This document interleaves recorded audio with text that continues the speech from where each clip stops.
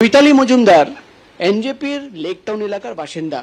তার অভিযোগের ভিত্তিতে জিআরপি দাবি করছে যে এনজেপির জিআরপিতে একটি মামলা রুজু করা হয়েছে মালগাড়ির চালক এবং অ্যাসিস্ট্যান্ট চালকের বিরুদ্ধে।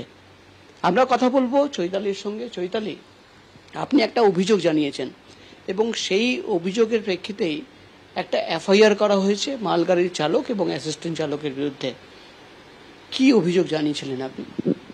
আমি সেই পরিস্থিতির মধ্যেই ছিলাম না যে আমি কোনো অভিযোগ করব। আর আমি তাদের চিনিও না, তাদের জানিও না, তাদের নামে আমি কি অভিযোগ করতে যাব? আমি কোনো কিছুই জানি না। আর আমি সেখানে হসপিটালে অ্যাডমিট ছিলাম, সেখান থেকে গিয়ে আমি কার কাছে তাদের নামে অভিযোগ করতে যাব?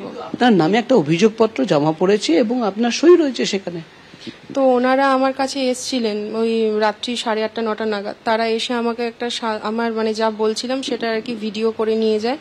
তো একটা সাদা কাগজ দেয়, সেখানে হচ্ছে আমাকে বলে, ওখানে আমার নাম ঠিকানা লেখা থাকে, বলে ওই সাদা কাগজের নিচে আমাকে সই করে দিতে আর ডেটটা লিখে দিতে।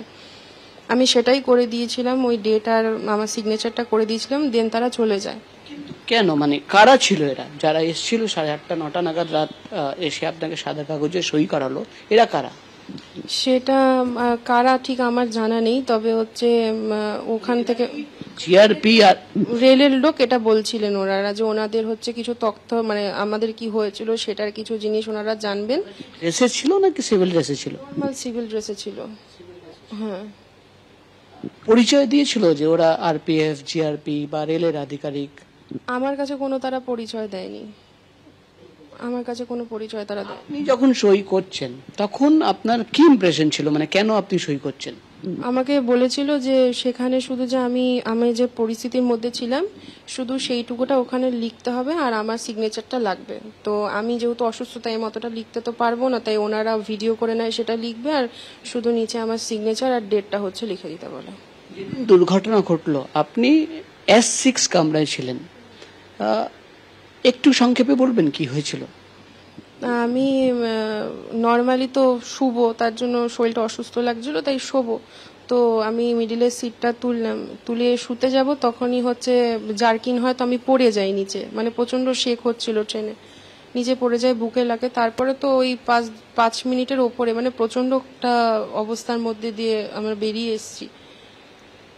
তো তারপরে তো নিচে নামলাম, আমি সেরকম কোনো মানসিকতার মধ্যে ছিলামই না যে কি হয়েছে না হয়েছে সবটা দেখবো। আমি কিছু জানতামও না যে কি হয়েছে, ওখানে কোন গাড়ি এসে মেরেছে না মেরেছে, কিছুই আমার ধারণার বাইরে ছিল সবটাই।